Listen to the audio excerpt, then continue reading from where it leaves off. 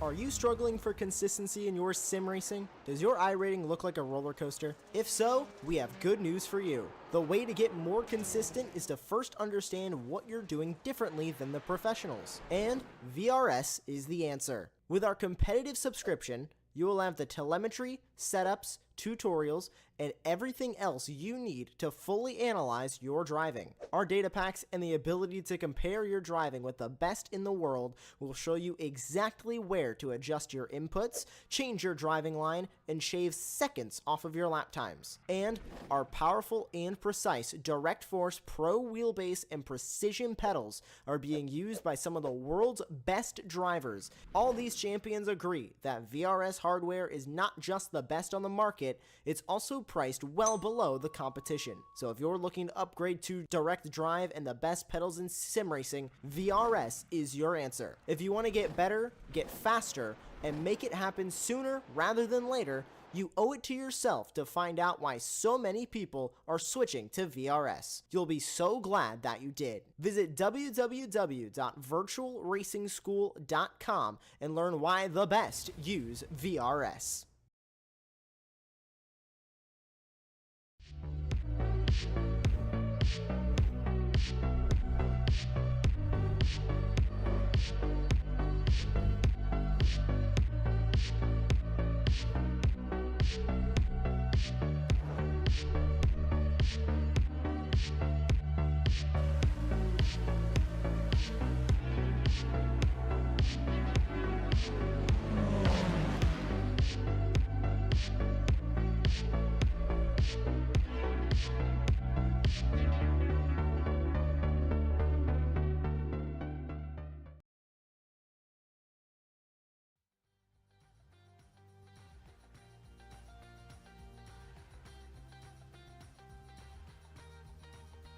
Hello and welcome.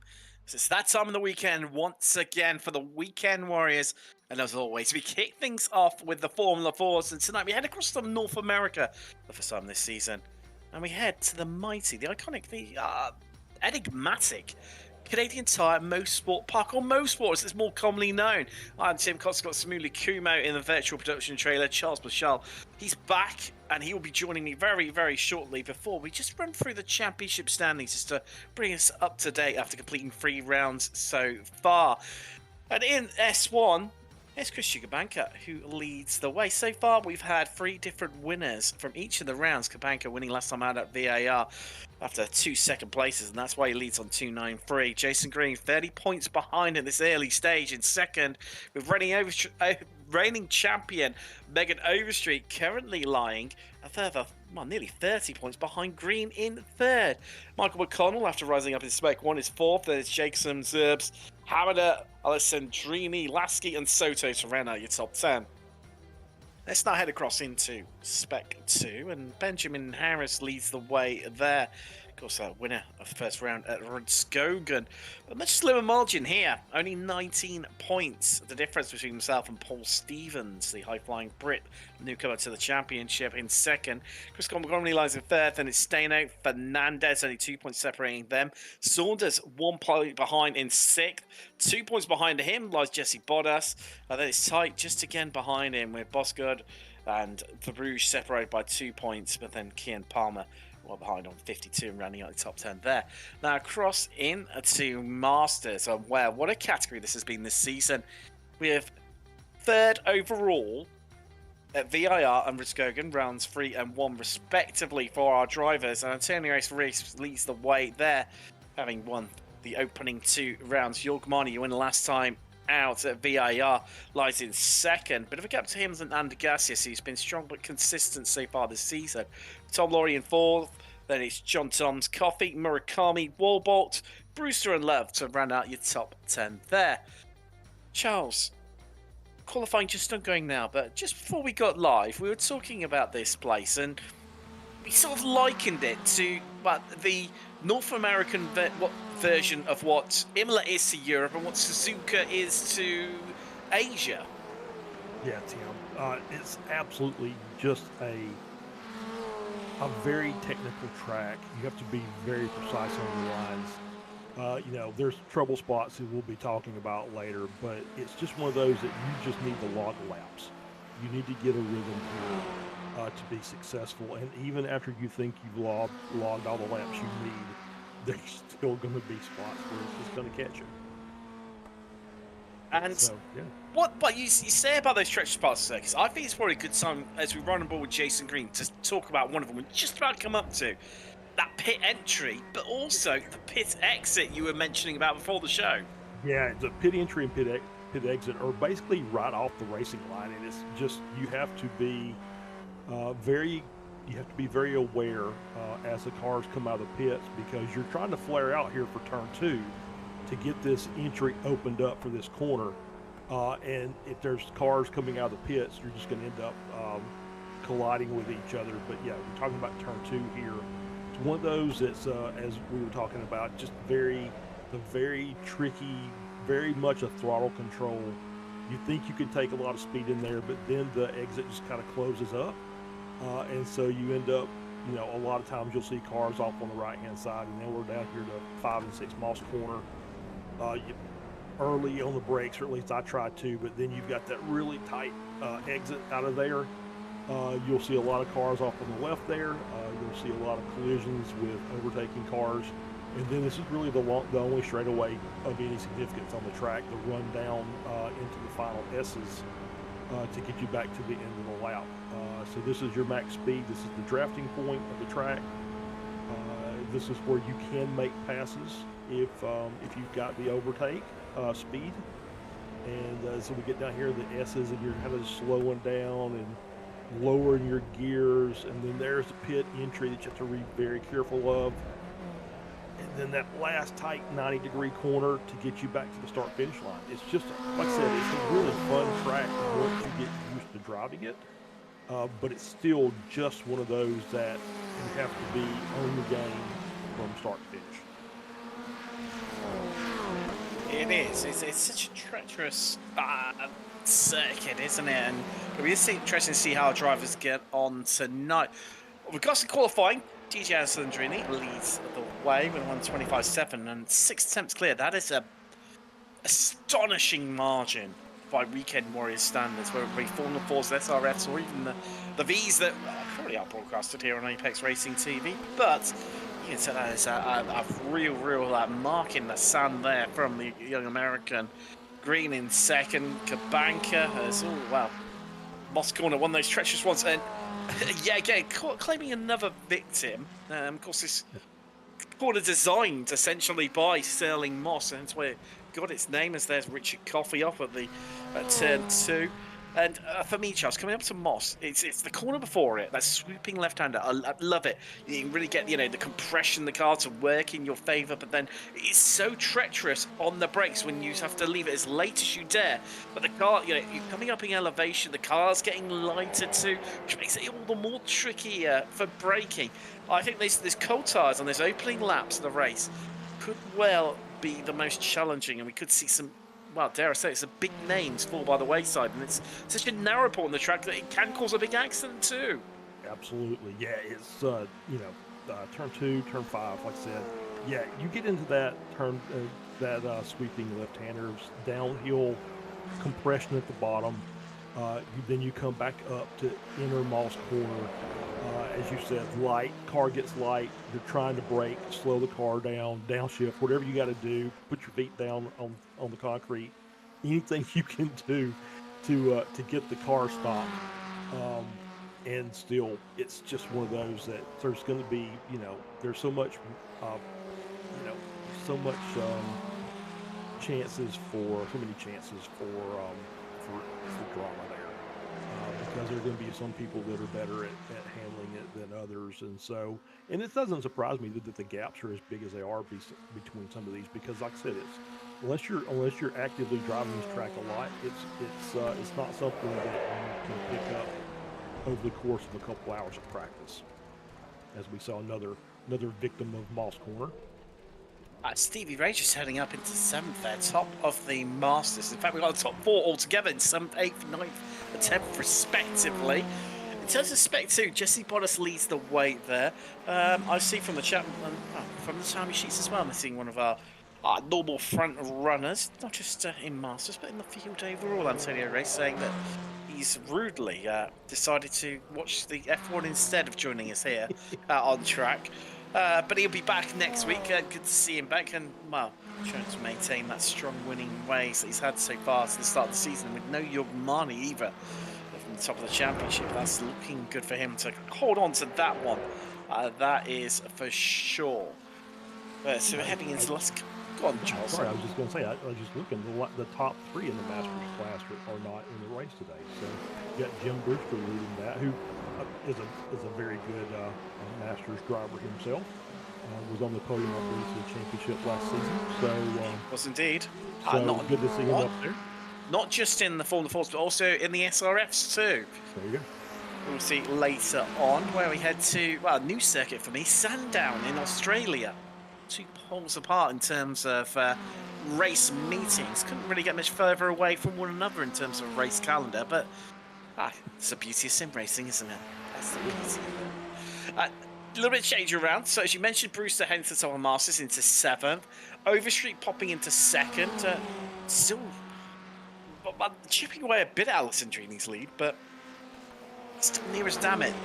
0.6 of a second. I mean, only 8 thousandths off that 6/10 barrier. Frightening for me. Frightening. Yes. There's, you can see that, and there's the pit entry. You're just moving to the right a little bit. You actually would move, take that same line to make the corner, except you would just kind of flare left at the last minute. So that's where we might see some drama as people come into the pits. I think bar pace and qualifying certainly, bar absolute shocker of a start from Alessandrini. I think if you're a betting person, you want to head down to the bookkeepers to try and place a bet on him winning this. I think you're going to have incredibly short odds as into the last few seconds of qualifying. Drivers who cross the line before the check flag comes out, which is now, can complete their lap. And I'm not going to see any changes around stall. Jeff Saunders, top of Spec 2. He's inside the top 10 now, starting 9th provisionally.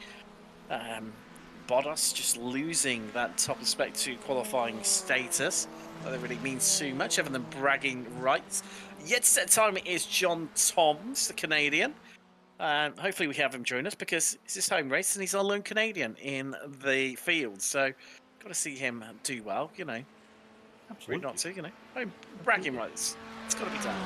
Well, with only this and, of course, Montreal being the only Canadian tracks on the iRacing service, I do believe. I think that's right. I'm trying to rack from, but I don't think this because it's more the dirt ovals that's what normally catches me out. But I don't think there is, isn't there? Is there? No, I think it is just. I'm leaning on your Americanness here, Charles. I think it's just Circuit Villeneuve and Mosport. I think those are the only 2.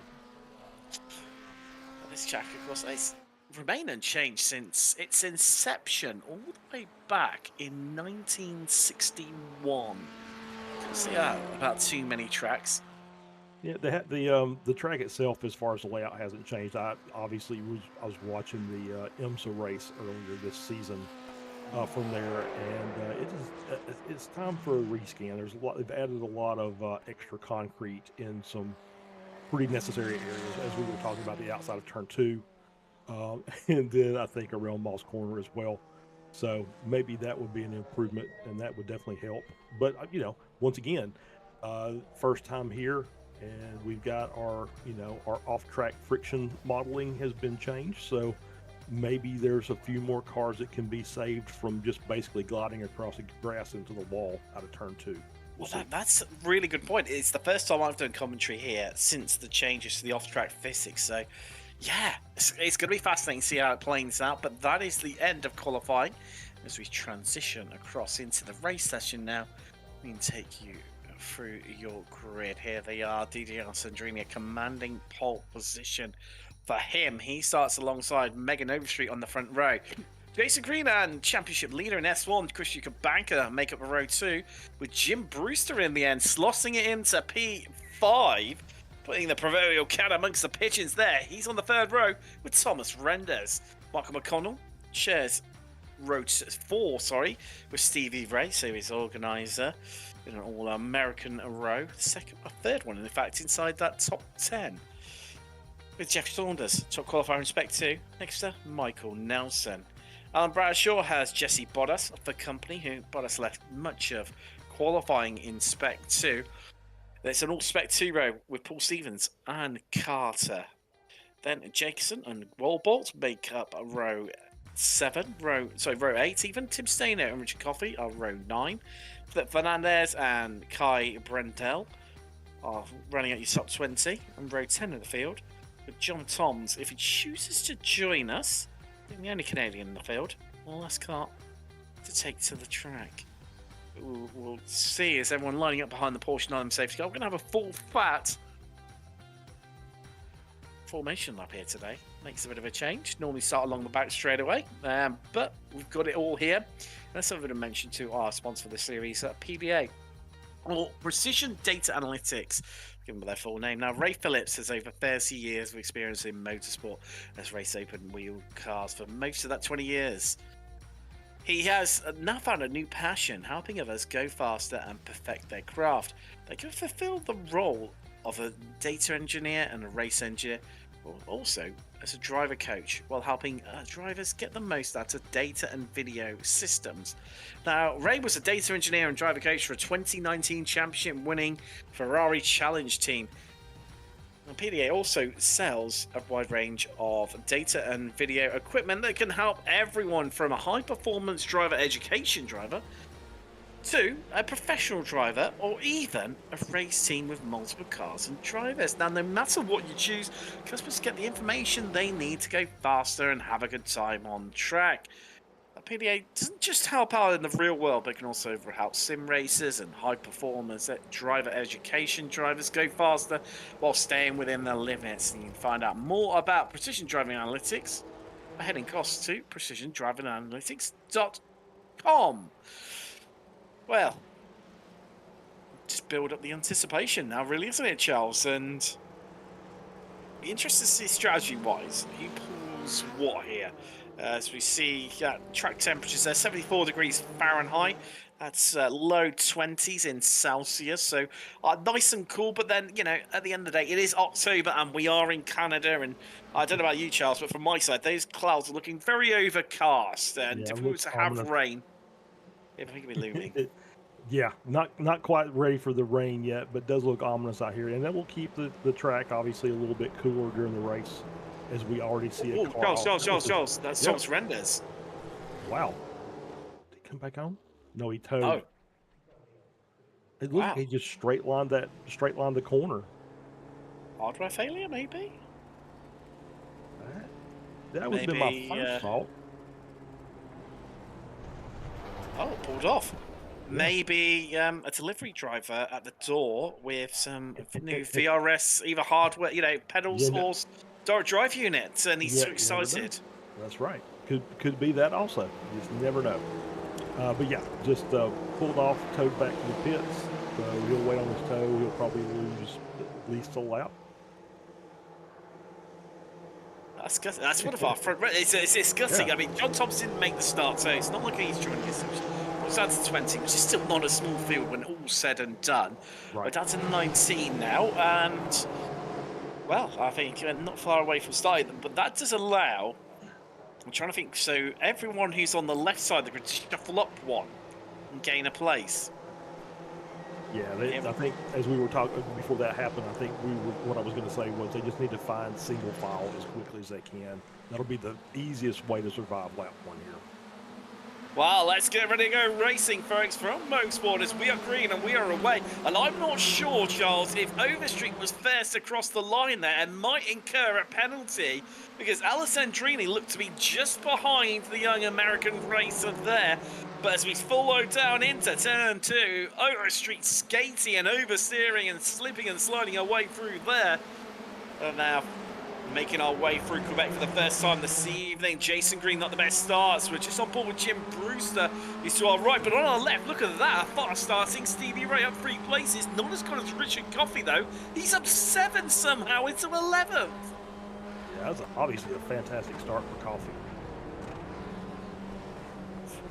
Well, this is it's tight, it's dicey, it's treacherous on lap 1 through Sterling Corner. Sorry, Moss Corner. We drag up the hill. There is Coffee up 7 places, up to 5th in class now. We head up the hill for the first time. Just trying to edge each other out. Green trying to get past Ray. Does not want to be held up behind him. Can already see that top 3 getting away from him. 1 second already, the gap. Jason Green not having the start that he certainly envisages himself having here from Mosport. And wow, how close is Ray? I tell you when he's got past him, but Ray is not making his life comfortable at the end of lap 1. Absolutely not. Yeah, Ray looks like he's got some good pace on this track, so he's gonna see if he can run up front for a while. Your order is Alessandrini from Overstreet, Cabanca, third, then Green, Ray, Brewster, McConnell, Nelson, Bradshaw, Coffee ran out of the top 10. So Coffee's up another place now. He's inside that top 10. How many more can he climb? Carter leaves Spec 1. In fact, so Spec 2, our podium for Spec 2. A lot of stern, 11, 12, 13 with Carter, Saunders and Bottas. Saunders having a poor start there, having started inside the top 10 in 9th, down to 12 at the moment as things stand. Another driver, they seem like a little bit like he's bogged out at the moment. That's Michael McConnell. You see, well, centre off screen in that 62 machine. There's Bradshaw wide. It's that corner. It's very tricky. And it is easy to make a mistake there. So we go 3 wide up the hill now, Charles. We're going to make it even 4 wide potentially as Bradshaw elbowed out onto the cross. And we're still 3 wide as we got to come onto the brakes. What are they going to do? They're going to sort themselves out here. But it's like NASCAR right now. We've got 2 lines forming as we swoop through. And who's that edging through? That's Bradshaw trying to reclaim some places. That is very NASCAR-like, and that's some really good racing. This track can go 2, 3 wide in spots, and so these guys are using every bit of it, trying to make moves up the field. They're still attempting 2 wide now as they head through the start-finish straight. Bradshaw still trying to fight that inside line as everyone just skates around the outside, trying to hold that outside line. That's Jesse Bottas off and in the cross, Charles. And well, that's answered our question. Yes, you can save it. You can, absolutely. Yeah, normally that's death. You get off wide in turn 2. Before this season, that's a death sentence. You're going to be in the wall. Yeah, that was quite an easy save. It looked like.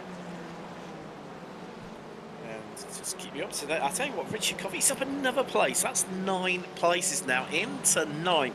We're only on lap 3. We've completed 2 laps, actual laps, onto the 3rd right now. As there is Jason Green. Oh, he's lost. Now, he's lost a bit of time somewhere because that is Brewster and McConnell both in front of him. Yeah, I mean, they were still dicing. That whole pack has just been leapfrogging each other for the last lap or so. So it wouldn't surprise me that he just maybe got offline or forced offline and had to kind of reset and start working his way back up. Well, this time last lap, Charles, there was about a second difference between this gaggle, which was led by Jason Green, to our top 3. That gap is now 3.3 seconds, and it's across the line. Yes, I can tell you. So McConnell's the leader of this group. He did a 1:27.9. So 1:27.3. Apologies, viewers. Whereas Green did he did 1:27.9. So it wasn't that bad, but he's lost a lot of time somewhere. No, Green's last lap was a 1:29.1. So yeah, he did lose some time somewhere. So you're right. I'm looking at their best laps. Apologies. Yeah, no worries.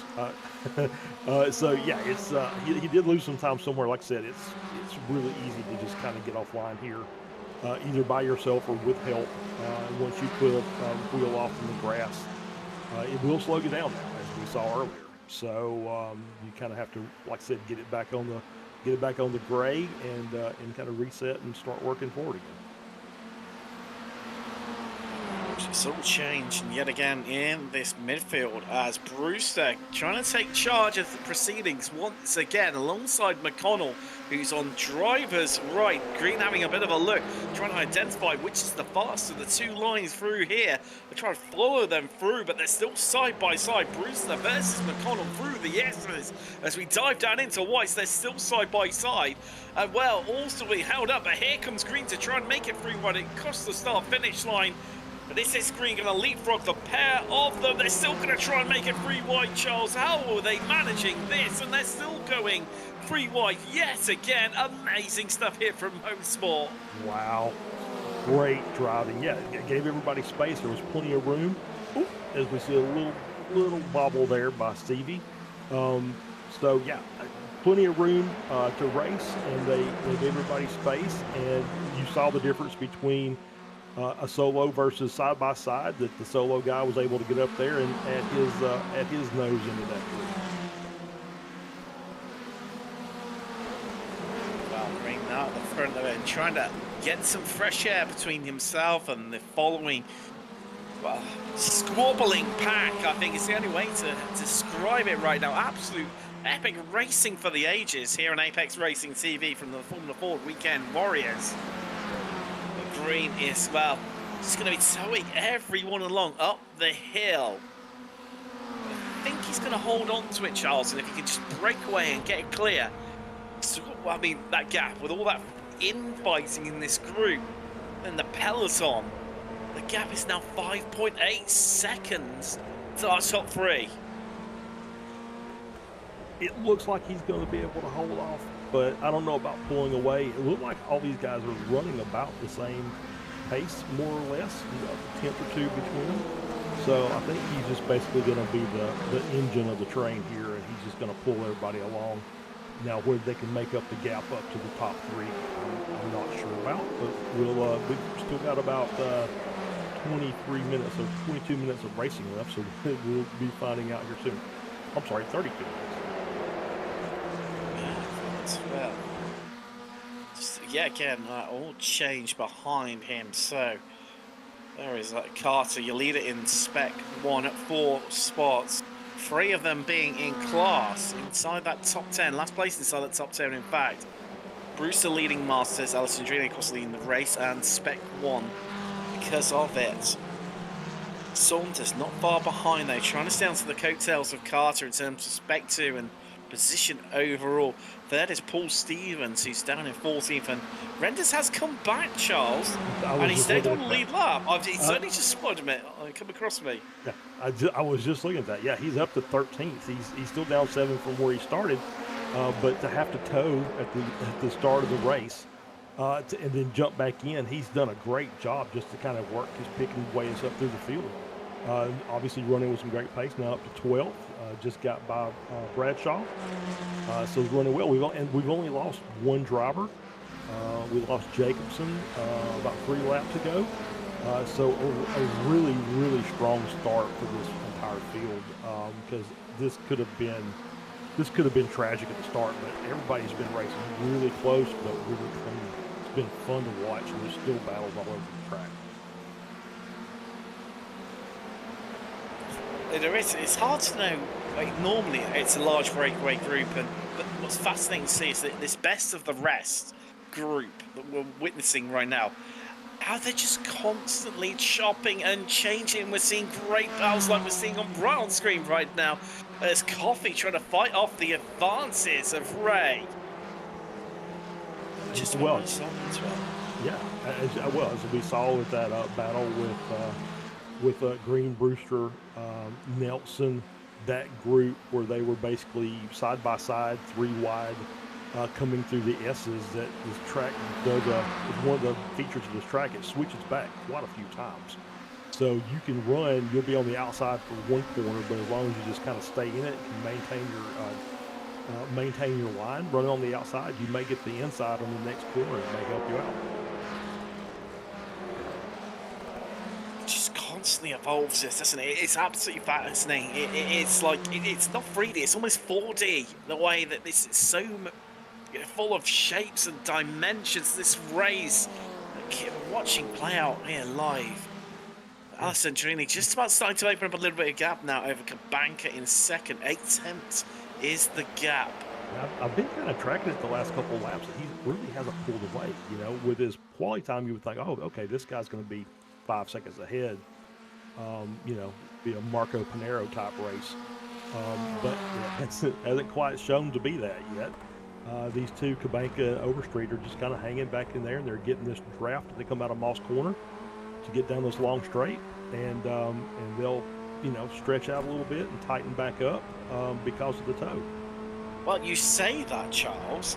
I was watching the Delta times, and Alessandrini got it beyond the second. Oh, there's Renders. He's off. He's pushed it a little bit too hard, a little too far there in his pursuit to try to get back inside the top 10.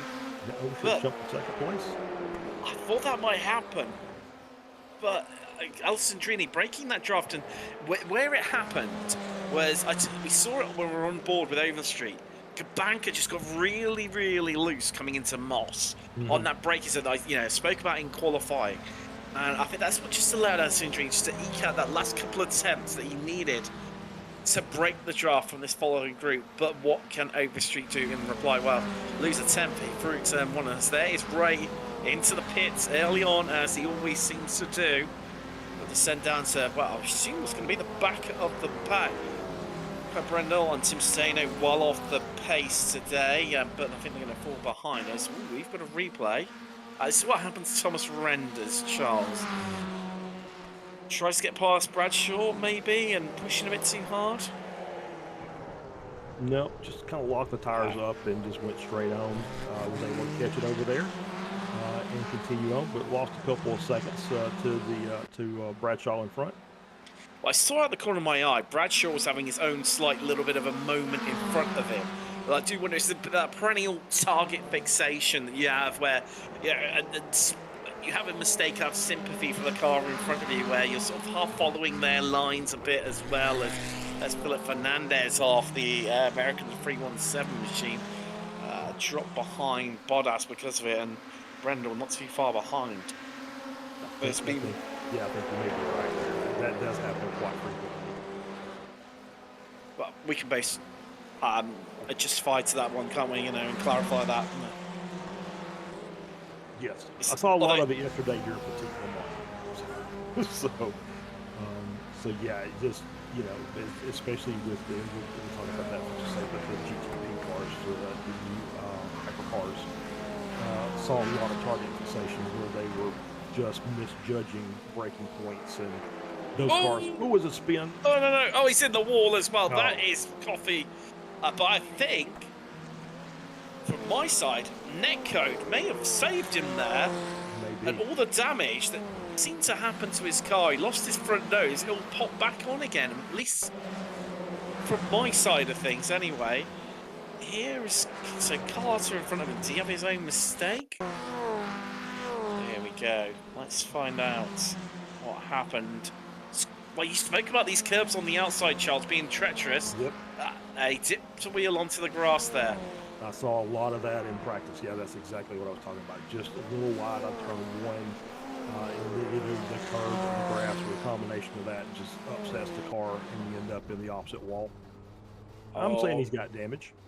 Yes. There's definite suspension damage. That car, that tire literally hanging on by a thread. Well, at my end, it looked like it was holding on to all, just through, I don't know. Yeah. Yes, bizarrely. But either way, it's struggling like mad with it. Trying to bring that one home. Of course, the drivers do have one fast repair to name. Now, very early, Jason Green, the nearly 15-minute mark. That's a shocker, but not surprising, seeing as he's got stuck in that midfield battle. Yeah, Jason is one of those, we've talked about it frequently. He's one of those kind of masters of fuel strat. So maybe he thinks there's an advantage to coming in and getting this undercut to try and make up some of that time. It's you know, for a guy that normally runs it to the very end. Charles, I'm going to cut across you because I spotted first off the time delta between Alessandrini and Cabanca. Cabanca got past Overstreet, but Overstreet's just even more time and places. I think she's had a mistake or an incident out on track, and she's now into this best of the rest group that all of a sudden are crawling over that last place on the podium. Let's see how she did it. What happened to it? Oh, a bit too much mustard on that curb. Indeed. Yep, just let the rear end come around and lost it there in turn 3. I think you call that Quebec. I don't really know all of that. Just You're spot on. Nice Quebec. Yeah. Okay, so so she's fallen back into this group with Brewster, Nelson, Carter, Saunders. Green was in this group, which may be another reason why he's decided to hit early to kind of get some free air.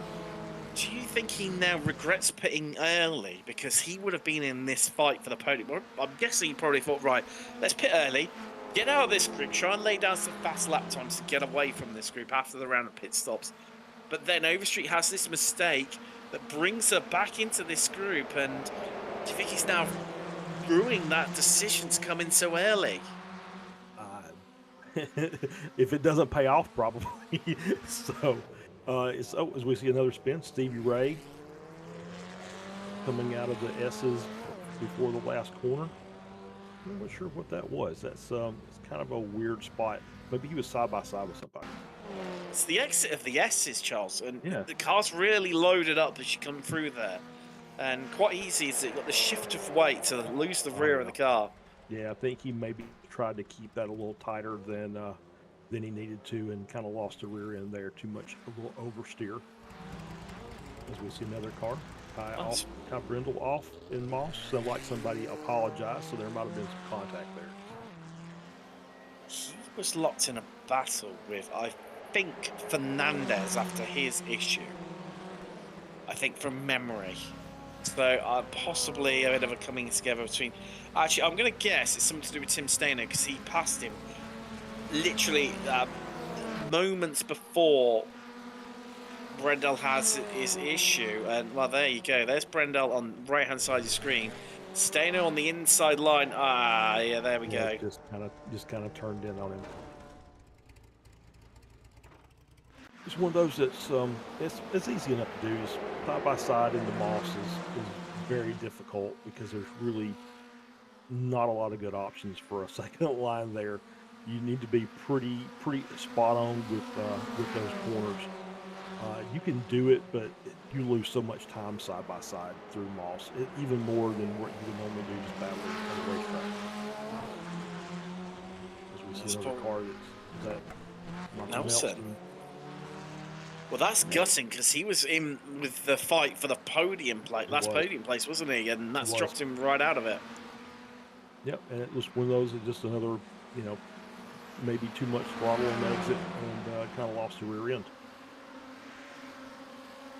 Just to keep you up to date, viewers, we're seeing the graphic right now. Who has stopped so far?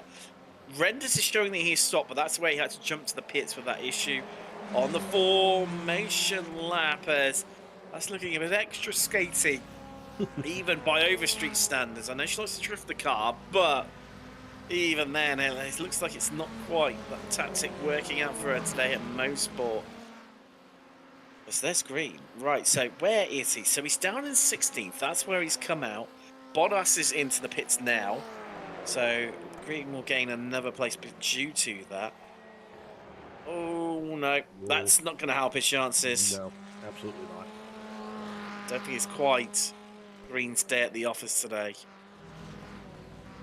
Once again, this is a very difficult track to get your arms wrapped around. Yeah, it's a weird one, isn't it? Because you look at the track layout and you go, "Oh, there's not that many corners here. That can't be that hard." Right. Oh, but that's a lockup from lockup from him, and that allows Overstreet to sneak on her way through.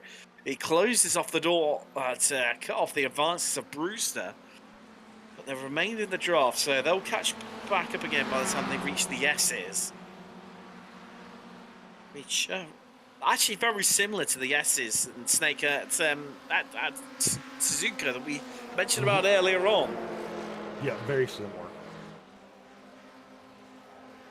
there's still battling. I mean, it's, you see the little mistakes here and there that cost you a second or a couple seconds, and you just try and hang on to the car. Like I said, yeah, it's one of these. It's like there's not a lot of corners, but the technical driving ability you need to have for this track,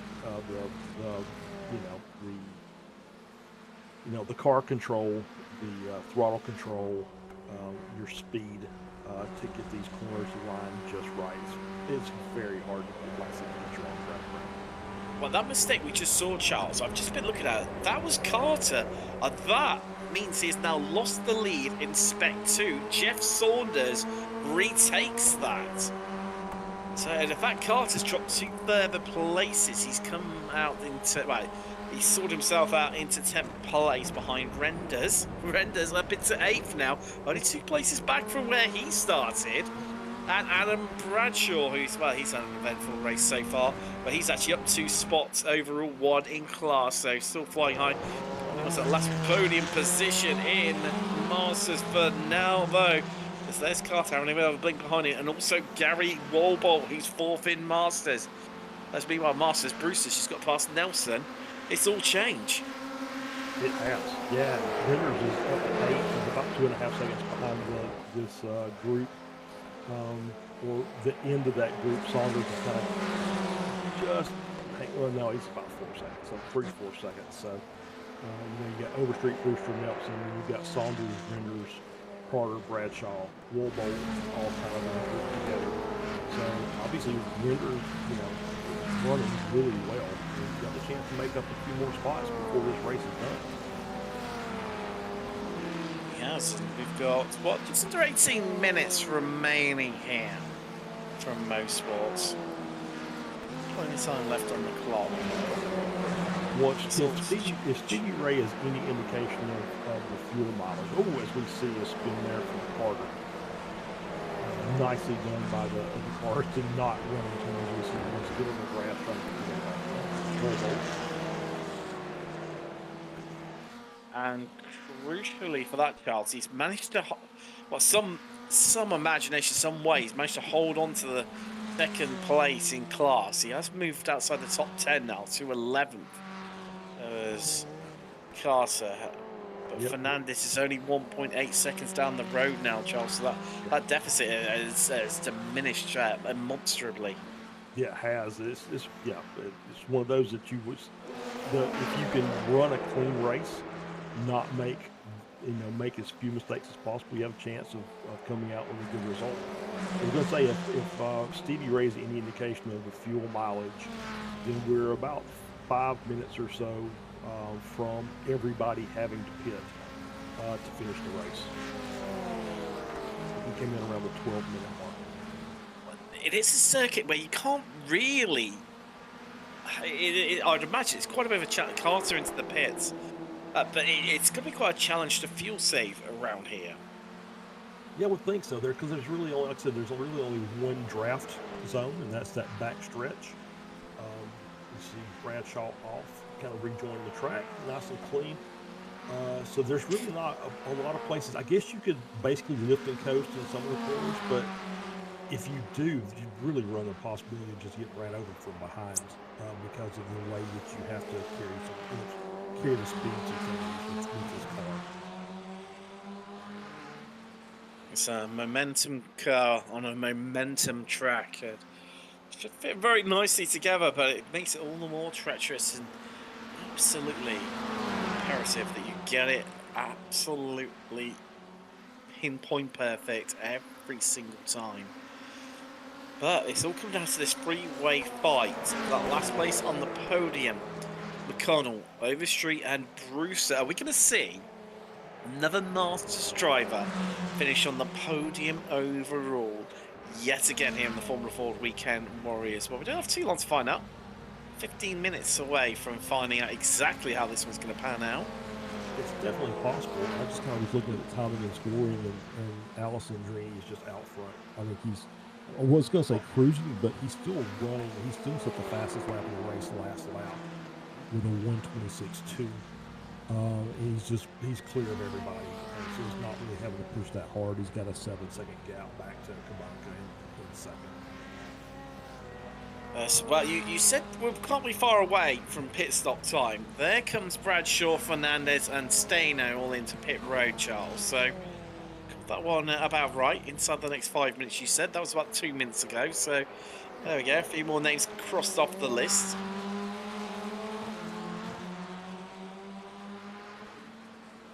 And they've all. I was going to say, that group we were just seeing there, just all settled down a little bit now. So see Alessandrini. Well, pretty much just hot lapping this one to victory. Bar a mistake from him. Say time in the bag, 7.3 seconds. It seems every time you look at it, it's gone up by another tenth or two, or even 3 at times, compared to Christian Kabanka, who, let's face it, is no slouch whatsoever. Well, definitely not. Definitely not. I think he's been at least close to the podium every race as we see Bottas go off. Well, that's gutting because Bottas had led Spec 2 for a while and features really strongly in qualifying in 2, but now falls to the back of Spec 2, and everyone around it has already stopped and taken their pit stops. So I think for Bottas, that's not looking good. Of course, in the 666 car, it's not looking good based on that number, but still plenty of time left, you know. Yeah. Amazing. Well, we've still got 13 minutes left.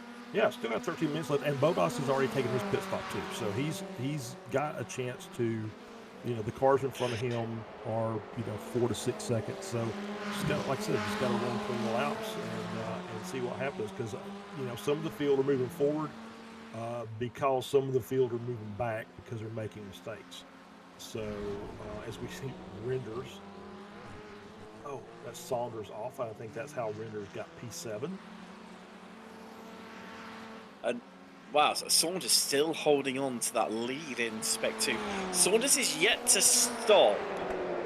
So Carter's still potentially in play, but I think Saunders still going to be okay even after his pit stop to come out in the lead of that category. There's nobody in at the moment this time around. I'll say that. Here comes Nelson in from 6th place.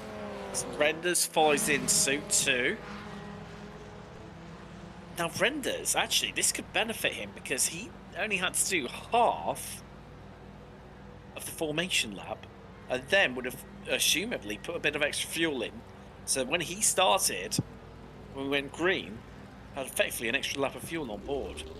That's true. That's a good point. That could absolutely help him out. There's some, at least a second or two shorter pit stop time.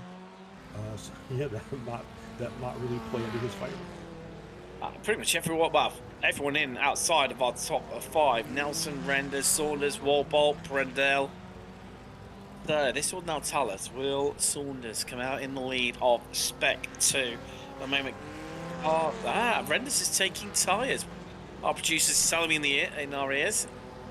You can go again. Now, he definitely took rears. Did he take the fronts as well? I think he might have done based on his lap time. Alessandrini into the pits too, from the lead.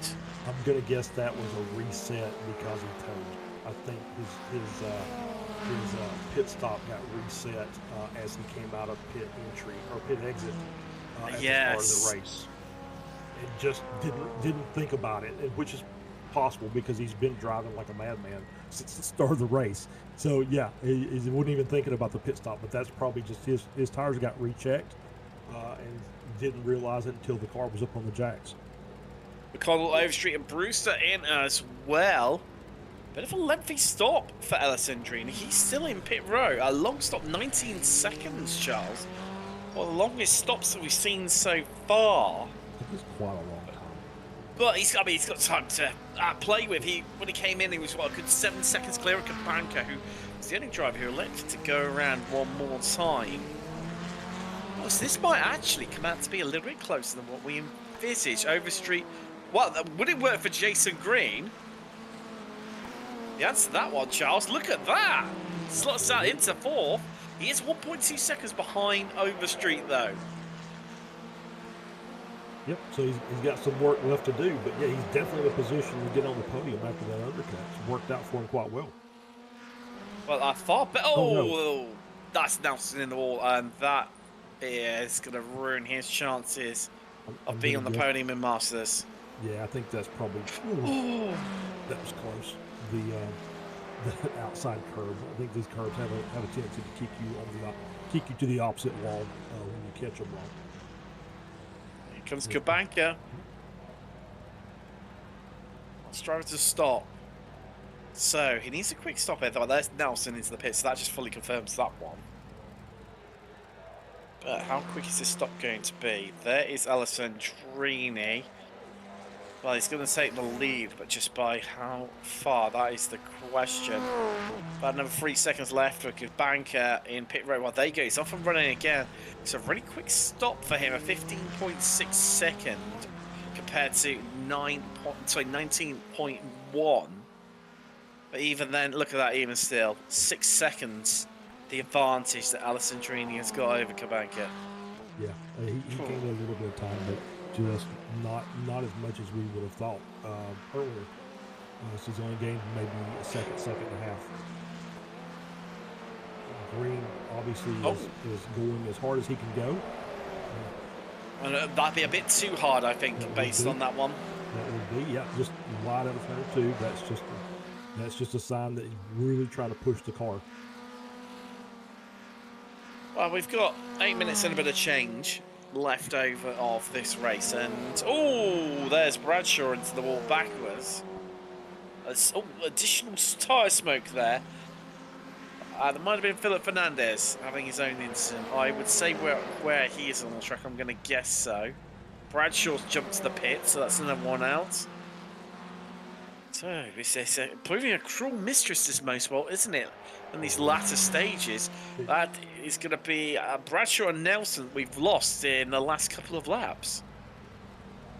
Yeah, I would say with the way these cars, the way you have to drive these cars, and we saw them you basically just kind of let the tail wag around the corners, as we would say, and then you warm the tires down for about 25 minutes, and you go in and add more fuel to it. Now you've kind of changed the balance of the car a little bit, so that might be catching a few of these drivers. Seems to be the case, isn't it? Certainly is. Now, I'm seeing McConnell is catching Overstreet, and that gap is down to 8 tenths of a second. So maybe quite done and dusted. There's also Carter and Stevens swapping places with a large abundance there. And that's battle 40th overall, 4th in class. You see Green kind of back there, just on the edge of being able to get back into that draft zone.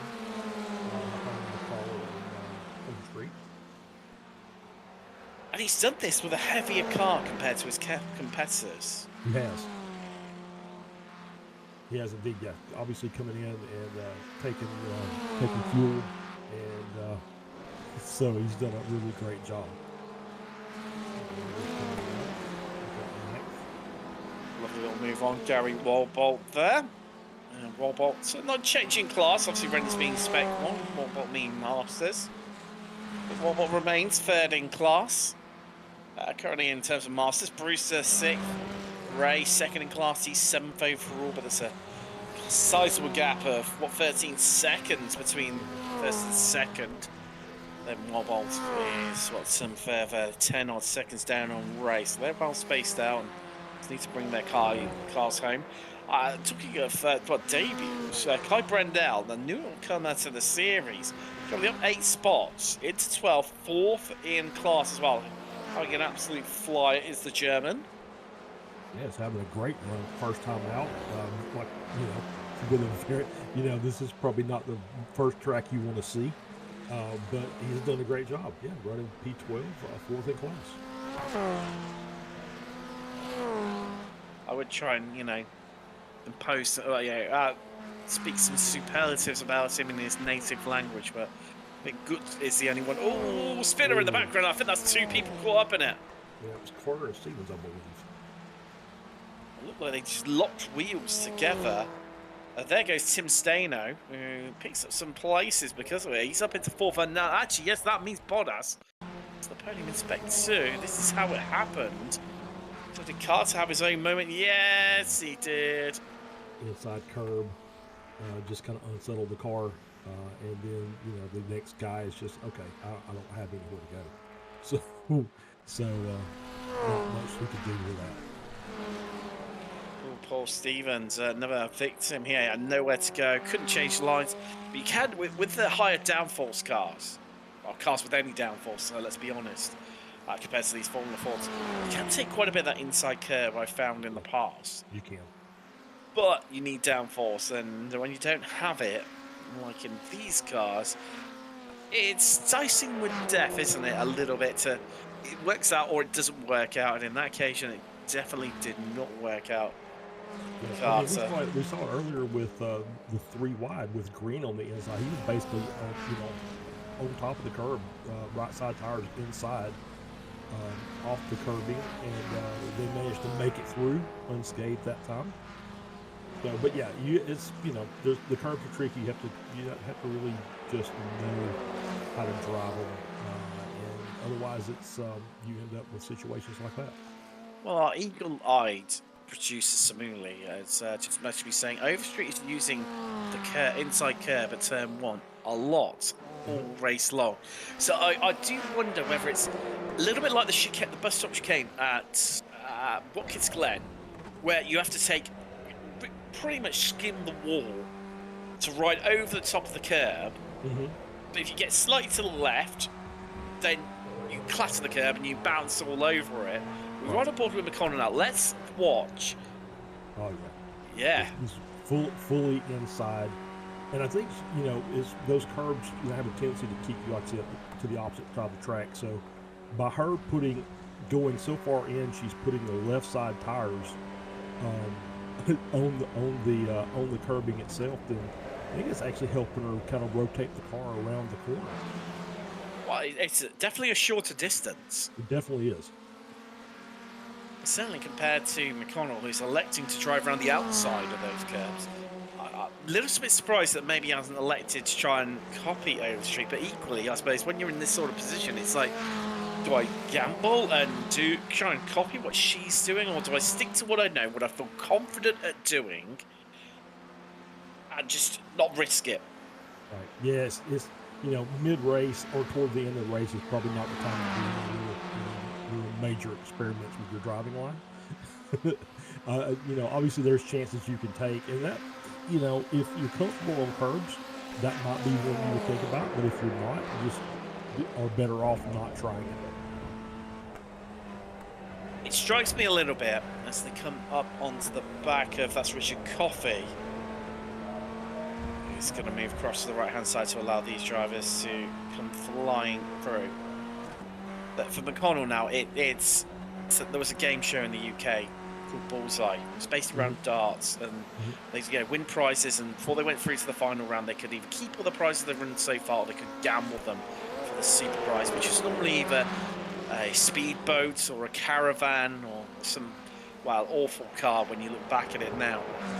But that's what McConnell's at. Does he gamble everything with a chance of maybe getting on the podium, or does he stick with what he's got? Thanks very much, Jim. I've had a lovely day. We're going to keep what we've got. We're going to go home. Yeah, for sure. And yeah, I mean, he's still.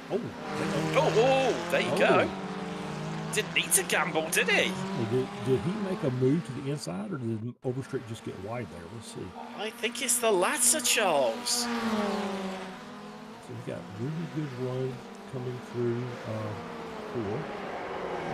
Yeah, she just overtook the corner and went wide and lost the position.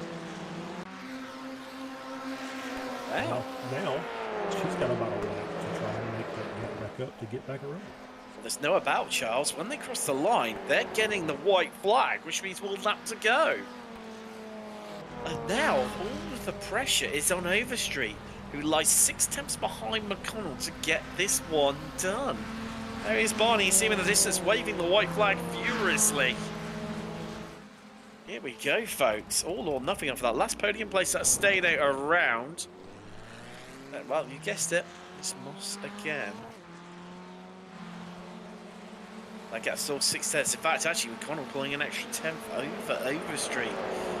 So we head through Quebec for the final time this evening. McConnell needs to bring this one home now. Just be cool, calm, and collected. But the only chance Overstreet has got is that run up the hill, Charles. If she can just about keep it where it is, I'm not sure if she can make it quite enough time, but she's going to be in that slipstream range. Yeah, she needs to get a really good exit out of Moss to get that run. It's about 6/10 of a second gap. And She's got it, Charles. It's already tumbling just on corner exit. Yeah. So that draft kicks in as we head up the hill. Here we go. Can she close in? And it's half a second. It's 4.5 tenths. It's 4 tenths. There goes Alessandrini. He's going to win it. Did you expect anything less or anything different, though? But it's down to 1/4 of a second, Charles, as we head into the S's. Then it's white corner. And then that is it. It's the run to the line. Overstreet all over McConnell. Can he hold on? 1 corner left to do so. Only Skatey on exit. Overstreet giving in absolutely everything, but it's not enough. But McConnell holds on for that last place on the podium. Right, a really good effort by her. She really kind of let off the throttle early in that last quarter. Hopefully, maybe try and get a switch back. Just couldn't make it happen. Needed what, maybe 1 or 2 more corners and could have got it done, but ran out of time, ran out of track. There's your winner in Spec 2. It is Jeff Saunders, the Brit. About the first non-American finisher. Top 7 being all from fair land, Charles. There's Kai Brendel having a bit of an excursion. Going again though. P3 in Spec 2. I mean, for Bottas, I mean that was definitely a topsy-turvy race to say the least. So that is a cracking result. That's what we'll do. We'll to bring you up some Class 5 results very shortly once everyone has got across the line. Which there they go. They already have. So Alessandrini winner here by a commanding 10.7 seconds. Kabanka second, and it was all about that race for the last place on the podium.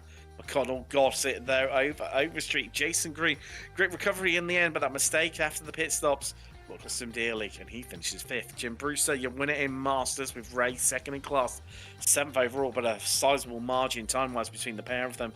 Jess Saunders wins Spec 2, finishes 8th, and as I mentioned, the first non-USA resident to finish. And it's Renders. Great recovery from him, who had to head to the pits on the formation lap, recovered all the way back up to 9th, having started in 6th. Great result for him. It's Warbolt running out the Masters class podium and the top 10. Then we've got 2nd and 3rd in Spec 2. That's Philip Fernandez and Bottas. And then Brendel, great result for him. Steno, last driver finishing on the lead lap in 14th. Coffey, 1 lap down in 15th. Then we're into the retirement of Stevens and Carter. We last on lap 24. Nelson on lap 21. So was Bradshaw on lap 21. Jackson, we lost on lap 3. And John Toms, who we did not make the start. Apologies, but let's have a chat to some of our drivers. First off, we've got a chat with the winner in Masters. That's right, it's Jim Brewster. Winner. Wow, not bad indeed. Hey, this is what happened when the aliens stay home. You know the 3 alien masters we have, and I always refer to them as alien masters because the rest of us civilians are down here fighting for the breadcrumbs. But yeah, it was a fun day. Had a good run. This track is so much oversteer. As you saw, we had some real exciting moments. Me, Stevie, and somebody else early, and then Megan almost took out me and Michael at the hairpin, and so it was a lot of fun.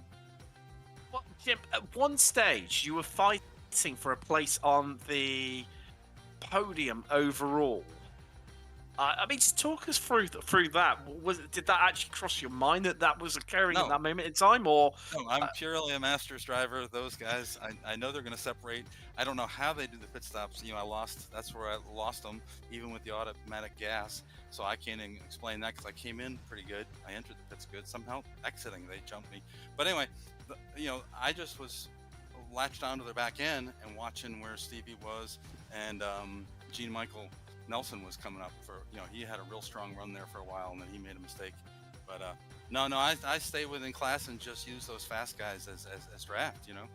So Much hope for the Surfs later on. I mean, yeah, I know there's no Antonio race because he's deciding to watch the F1 instead. How rude. But Sounddown, newer track as well. it's weird, and there's been every time I've been there, officials has been 0 cars. So it'd be interesting. You know, I don't stay up late enough to do the strength field race on Monday night, but that might have been the only official race this week for all I can see. Thursday night at 8:45 there were 0 cars, so I think it's gonna. You know, as you saw, today's field was a little skimpy here. We had a lot. I think we had some newcomers here today, which is pretty exciting. Hey, I don't know if you heard, but a bunch of us met at the SCCA runoffs last week, and Yes, we got to meet about 15. We had about 20 of us get together. It was amazing to meet all these folks. You know, we race them every week, and we talk to them, and we got to meet a whole bunch of them in person in real life. I mean, spill the beans. Was there anyone who looked dramatically different from what you build up an image of what someone looks like in your head? Is there anyone who looked way different to what you thought? No, they did? no, and the crazy part is they're even friendlier than you expect. You know, yeah, you're racing them. You know, some of them seem a little sketchy, but in person they're really sweet and nice guys. There you go. That is the beauty of the Weekend Warriors. Well, good luck for Sandown later on in the Surfs. That's Jim Brewster, your winner in Masters. Charles. See you guys next week. We'll do indeed. Charles, who have you managed to grab for a chat? Let's talk to our race winner, DJ Alessandrini. DJ, this is Charles in the booth. You had a pretty, I would say, uneventful race, just kind of out front from start to finish. My own chasing green was almost the end of me a couple times. Is that right? Yeah, just because I was flirting with the 25s the whole time, and I just wanted one, and I wasn't going to settle for not trying for it. So there was a couple times where the wheel was 180 degrees to not have me crying into a pillow at the end of the race. Well, obviously you had a really good quality, and it was great pace from start to finish. So congratulations. Thank you, appreciate it. All right. And next up, we've got a chat with our third place finisher, Michael McConnell. But I mean, only just Michael. I mean, a gift given to you in the form of the mistake from Overstreet. But I mean, my golly, those last 2 corners, it felt like she made your life incredibly uncomfortable. Did it seem like that from inside the cockpit? Yeah. It was a bunch of kind of a back and forth there. She got a better pit stop than I did. Came out in front of me. I was trying to close up that gap again, and I was able to manage that. And up until then, I mean, you were involved in the best of the rest of who was going to finish 4th. When you saw her drop down and have from that mistake about mid-race and come into the midfield, it became a race for the podium, that last place on the podium. That changed your mentality at all of how you were approaching things? Yeah, that was actually great. I don't know if there's contact or she made an actual mistake. It was an actual mistake from her at Moss Corner. Yeah, when she fell back, she kind of got reabsorbed into the mob there and couldn't leave us again. I think the mob, based on the action that we saw, I think is an incredibly good way to describe it. I mean, I think you were involved in the 3 wide into turn 1, or you were in amongst that little gaggle that were doing it.